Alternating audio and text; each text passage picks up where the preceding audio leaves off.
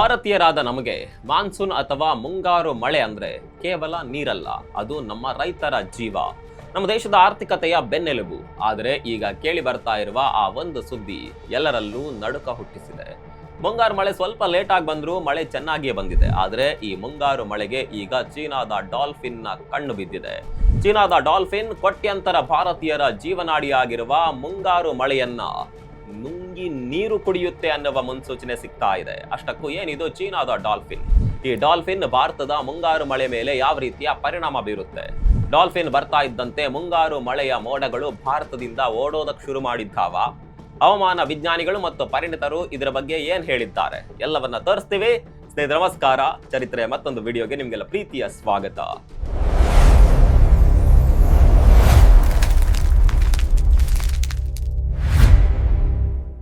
ಸ್ನೇಹಿತರ, ಆರಂಭದಲ್ಲೇ ಚೀನಾದ ಡಾಲ್ಫಿನ್ ಬಗ್ಗೆ ನೋಡಿಬಿಡೋಣ.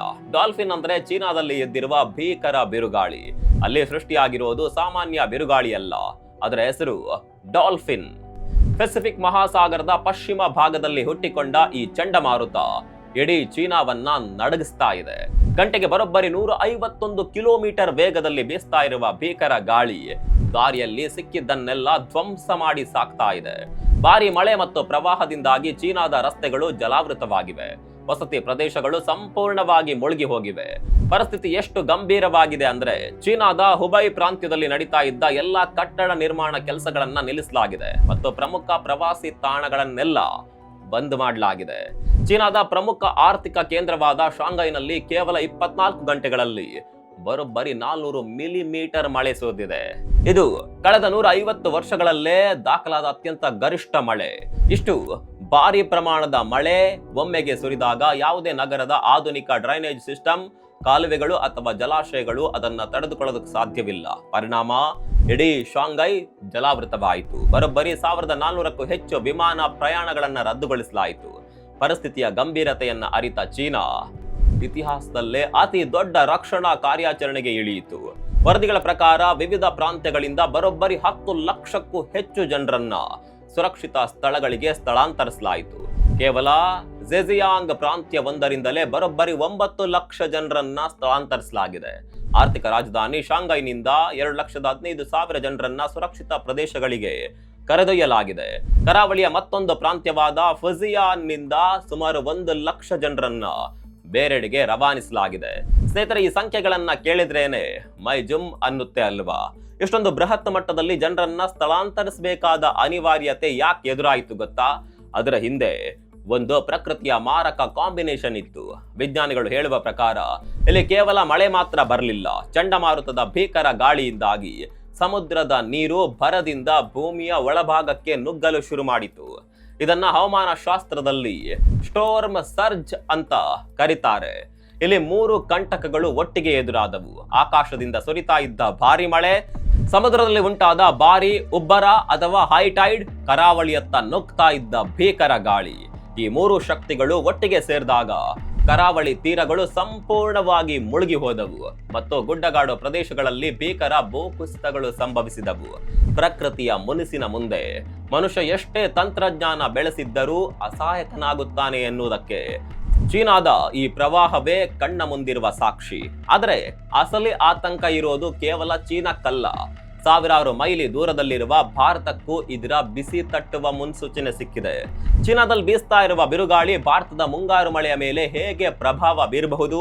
ಹವಾಮಾನ ತಜ್ಞರ ಲೆಕ್ಕಾಚಾರವೇನು? ಬನ್ನಿ ನೋಡ್ತಾ ಹೋಗೋಣ. ಸ್ನೇಹಿತರೆ, ನಿಮ್ಗೆ ಅನ್ಸಬಹುದು ಚೀನಾ ಎಲ್ಲೋ ಇದೆ, ಭಾರತ ಎಲ್ಲೋ ಇದೆ. ಅಲ್ಲಿ ಬೀಸೋ ಗಾಳಿ ನಮ್ಮ ದೇಶದ ಮಳೆಯನ್ನ ಹೇಗ್ ತಡೆಯುತ್ತೆ ಅಂತ. ಆದ್ರೆ ಸ್ನೇಹಿತರೆ, ಭೂಮಿಯ ಹವಾಮಾನ ವ್ಯವಸ್ಥೆ ಅನ್ನೋದು ಒಂದು ಬೃಹತ್ ಜಾಲವಿದ್ದಂತೆ. ಸದ್ಯ ಪಶ್ಚಿಮ ಪೆಸಿಫಿಕ್ ಮಹಾಸಾಗರದಲ್ಲಿ ಅತಿಯಾದ ಉಷ್ಣವಲಯದ ಚಟುವಟಿಕೆಗಳು ನಡೀತಾ ಇವೆ ಮತ್ತು ಒಂದರ ಹಿಂದೆ ಒಂದರಂತೆ ಹವಾಮಾನ ವ್ಯವಸ್ಥೆಗಳು ಏಕಕಾಲದಲ್ಲಿ ಸೃಷ್ಟಿಯಾಗ್ತಾ ಇವೆ. ಈ ತೀವ್ರ ಚಟುವಟಿಕೆಗಳು ಪೆಸಿಫಿಕ್ ಮಹಾಸಾಗರದ ವಾತಾವರಣದ ಪ್ರಸರಣದ ಮೇಲೆ ತೀವ್ರ ಪ್ರಭಾವ ಬೀರ್ತಾ ಇವೆ. ಇದು ನೇರವಾಗಿ ಭಾರತದ ನೈಋತ್ಯ ಮುಂಗಾರು ಮಾರುತಗಳ ಮೇಲೆ ಪರಿಣಾಮ ಬೀರುತ್ತಿದೆ. ಅದು ಹೇಗೆ ಅಂತೀರಾ? ಇಲ್ಲಿ ನಾವು ಹವಾಮಾನ ಶಾಸ್ತ್ರದ ಒಂದು ಪ್ರಮುಖ ರಹಸ್ಯವನ್ನ ಅರ್ಥ ಮಾಡ್ಕೊಳ್ಬೇಕು. ಅದರ ಹೆಸರೇ ವಾಕರ್ ಸರ್ಕ್ಯುಲೇಷನ್. ಇದು ಪೆಸಿಫಿಕ್ ಮಹಾಸಾಗರದ ಮೇಲಿರುವ ಬೃಹತ್ ಗಾಳಿಯ ಪರಿಚಲನಾ ವ್ಯವಸ್ಥೆ. ಹವಾಮಾನ ತಜ್ಞರು ಹೇಳುವ ಪ್ರಕಾರ ಎಲ್ ನೀನೋನಂತಹ ಪರಿಸ್ಥಿತಿಗಳು ಉಂಟಾದಾಗ ಈ ವಾತಾವರಣದ ಬಿಸಿಗಾಳಿ ಮತ್ತು ಗುಡುಗು ಸಹಿತ ಮಳೆಯ ಚಟುವಟಿಕೆಗಳು ಪೂರ್ವ ಮತ್ತು ಮಧ್ಯ ಪೆಸಿಫಿಕ್ ಕಡೆಗೆ ಸ್ಥಳಾಂತರಗೊಳ್ಳುತ್ತವೆ. ಹೀಗೆ ಸ್ಥಳಾಂತರಗೊಂಡಾಗ ಏನಾಗುತ್ತೆ ಗೊತ್ತಾ? ಹಿಂದೂ ಮಹಾಸಾಗರದ ಮೇಲಿರುವ ಮಾರುತಗಳ ಶಕ್ತಿ ಕುಂದುತ್ತವೆ ಮತ್ತು ಭಾರತದಲ್ಲಿ ಮಳೆ ತರುವ ವ್ಯವಸ್ಥೆಗಳ ರಚನೆ ತೀವ್ರವಾಗಿ ದುರ್ಬಲಗೊಳ್ಳುತ್ತವೆ. ಆದರೆ ಇಲ್ಲಿ ಮತ್ತೊಂದು ಆಶ್ಚರ್ಯಕರ ವಿಷಯವಿದೆ. ಪೆಸಿಫಿಕ್ ಮಹಾಸಾಗರದಲ್ಲಿ ಈ ಭೀಕರ ಚಂಡಮಾರುತಗಳು ನಮ್ಮ ಬಂಗಾಳ ಕೊಲ್ಲಿಗೆ ಶಕ್ತಿ ತುಂಬಬಹುದು ಅಥವಾ ಇರುವ ಶಕ್ತಿಯನ್ನ ಕಸಿದುಕೊಳ್ಳಬಹುದು. ಹೌದು, ಸಂಶೋಧನೆಗಳ ಪ್ರಕಾರ ಪಶ್ಚಿಮ ಪೆಸಿಫಿಕ್ ಮಹಾಸಾಗರದ ವಾತಾವರಣದ ಏರುಪೇರುಗಳು ಪಶ್ಚಿಮದ ಕಡೆಗೆ ಚಲಿಸುತ್ತಾ ಬರುತ್ತವೆ. ಇವು ಬಂಗಾಳ ಕೊಲ್ಲಿಯಲ್ಲಿ ಕಡಿಮೆ ಒತ್ತಡದ ಪ್ರದೇಶಗಳು ಅಂದರೆ ವಾಯುಭಾರ ಕುಸಿತ ಸೃಷ್ಟಿಯಾಗಲು ಪ್ರಚೋದನೆ ನೀಡುತ್ತವೆ. ಬಂಗಾಳ ಕೊಲ್ಲಿಯಲ್ಲಿ ಸೃಷ್ಟಿಯಾಗುವ ಈ ವಾಯುಭಾರ ಕುಸಿತಗಳೇ ಭಾರತದಲ್ಲಿ ಭಾರಿ ಮಳೆ ತರೋದಕ್ಕೆ ಮೂಲ ಕಾರಣ. ಆದರೆ ಸದ್ಯದ ಪರಿಸ್ಥಿತಿಯಲ್ಲಿ ಏನಾಗ್ತಾ ಇದೆ? ನಮ್ಮ ದೇಶದ ಒಟ್ಟು ಮಾನ್ಸೂನ್ ವಾಯುಭಾರ ಕುಸಿತಗಳಲ್ಲಿ 1/3 ಹೆಚ್ಚು ವ್ಯವಸ್ಥೆಗಳು ಪೆಸಿಫಿಕ್ ಸಾಗರದ ಇಂತಹ ಚಂಡಮಾರುತಗಳ ಪ್ರಭಾವದಿಂದಲೇ ಸೃಷ್ಟಿಯಾಗ್ತಾ ಇವೆ. ಅಂದ್ರೆ ಪೆಸಿಫಿಕ್ ಸಾಗರದ ಚಂಡಮಾರುತಗಳು ಒಮ್ಮೊಮ್ಮೆ ನಮ್ಮ ಮಳೆಗೆ ಪ್ರಚೋದಕ ತರಹ ಕೆಲಸ ಮಾಡುತ್ತವೆ. ಆದರೆ ಈ ಬಾರಿ ಡಾಲ್ಫಿನ್ ನಿಂದಾಗಿ ಪೆಸಿಫಿಕ್ ಸಾಗರ ಅತಿಯಾಗಿ ಸಕ್ರಿಯಗೊಂಡಿರೋದು ಭಾರತದ ಮುಂಗಾರಿಗೆ ಆಶೀರ್ವಾದವಾಗುತ್ತಾ ಅಥವಾ ಶಾಪವಾಗುತ್ತಾ?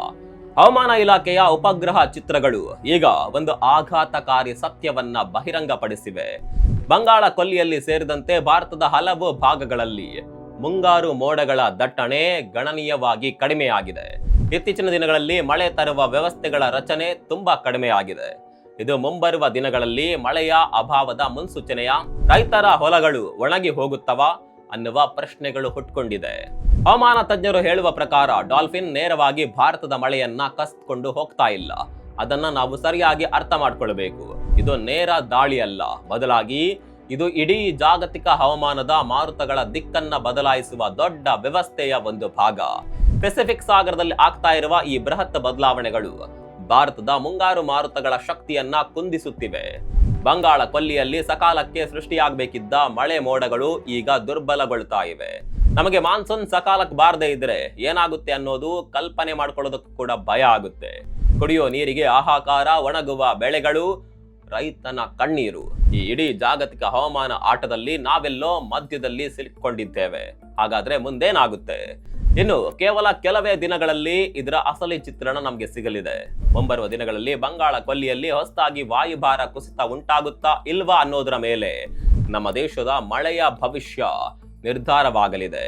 ಹವಾಮಾನ ಪರಿಸ್ಥಿತಿಗಳು ಮುಂಬರುವ ದಿನಗಳಲ್ಲಿ ಹೇಗೆ ವಿಕಸನಗೊಳ್ಳುತ್ತವೆ ಅನ್ನೋದನ್ನ ವಿಜ್ಞಾನಿಗಳು ಸೂಕ್ಷ್ಮವಾಗಿ ಗಮನಿಸ್ತಾ ಇದ್ದಾರೆ. ಒಂದು ವೇಳೆ ಪೆಸಿಫಿಕ್ನ ನಕಾರಾತ್ಮಕ ಪ್ರಭಾವದಿಂದ ಬಂಗಾಳ ಕೊಲ್ಲಿಯಲ್ಲಿ ಕಡಿಮೆ ಒತ್ತಡದ ವ್ಯವಸ್ಥೆಗಳು ಸೃಷ್ಟಿಯಾಗದಿದ್ದರೆ ಭಾರತದ ಹಲವು ರಾಜ್ಯಗಳಲ್ಲಿ ಮಳೆಯ ಕೊರತೆ ತೀವ್ರವಾಗಲಿದೆ. ಸ್ನೇಹಿತರೆ, ಪ್ರಕೃತಿಯ ಶಕ್ತಿ ಎಷ್ಟು ಅಗಾಧ ಅಲ್ವಾ?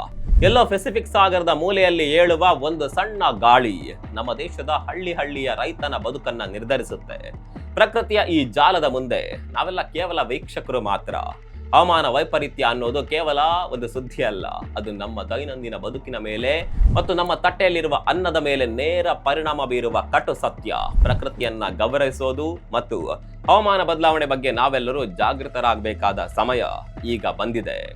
ಈ ಎಲ್ಲ ಪ್ರಕೃತಿಯ ಬದಲಾವಣೆಗಳ ಬಗ್ಗೆ, ಚೀನಾದ ಡಾಲ್ಫಿನ್ ನಿಂದಾಗಿ ಭಾರತದ ಮುಂಗಾರು ಮಳೆ ಮೇಲೆ ಯಾವ ರೀತಿಯ ಪರಿಣಾಮ ಬೀರಬಹುದು, ಕಾಮೆಂಟ್ ಬಾಕ್ಸ್ ನಲ್ಲಿ ತಿಳಿಸಿ. ಮತ್ತೊಂದು ವಿಡಿಯೋದಲ್ಲಿ ಸಿಗೋಣ. ಅಲ್ಲಿವರೆಗೂ ನಮಸ್ಕಾರ.